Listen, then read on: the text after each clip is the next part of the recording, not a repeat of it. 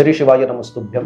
मागील भागामध्ये आपण पाहिले की राजकुमार ग्रह बुध हा अतिशय कोमल, सुंदर आणि बोलका, बुद्धिमान असलेला, वाणी तसेच स्मरणशक्ती आणि बुद्धीचा कारक असलेला ग्रह स्वतःच्या राशीमध्ये 15 जून 2024 रोजी मिथुन राशीत येत आहे, जी त्याची स्वराशी आहे। तर वृश्चिक लग्न, वृश्चिक राशीच्या जातकांना काय फळ मिळणार आहे हे मागील भागात आपण संक्षिप्तरित्या पाहिले। आता या भागात आपण पाहणार आहोत की धनु राशी आणि धनु लग्नाच्या लोकांना काय फायदा होणार आहे।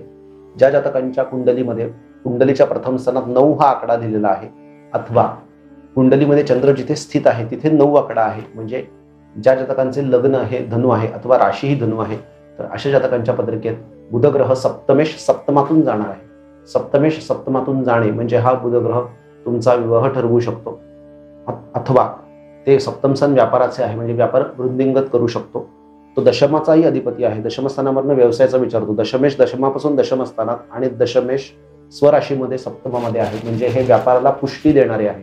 म्हणजेच धनु लग्नाचे जे जातक शैक्षणिक क्षेत्रात व्यापार करत आहेत, म्हणजे स्वतःची एज्युकेशनल इन्स्टिट्यूट अथवा कोचिंग क्लासेस आहेत, कन्सल्टन्सी आहे स्वतःची, आणि बुध हा कन्सल्टंट आहे, अथवा लेखनाशी संबंधित ज्यांचा व्यवसाय आहे, कम्युनिकेशन रिलेटेड आहे, मास मीडिया आहे, तसेच फायनान्स आहे, मार्केट आहे, मार्केटिंग आहे, फायनान्स आहे, अथवा जे बुधाच्या संबंधित व्यापार करतात, मग तो बुधाच्या संबंधात असणारा कोणत्याही प्रकारचा व्यापार असो, म्हणजे बँकिंग असो, ई कॉमर्स असो, कॉमर्स असो, तर अशा सर्व क्षेत्रामध्ये कार्य करणाऱ्या व्यापारी लोकांना त्यांच्या व्यापारामध्ये वाढ होताना दिसेल। नवीन प्रोजेक्ट्स मिळू शकतात, नवीन इन्क्वायऱ्या येऊ शकतात आणि व्यापार वृद्धिंगत होताना दिसेल।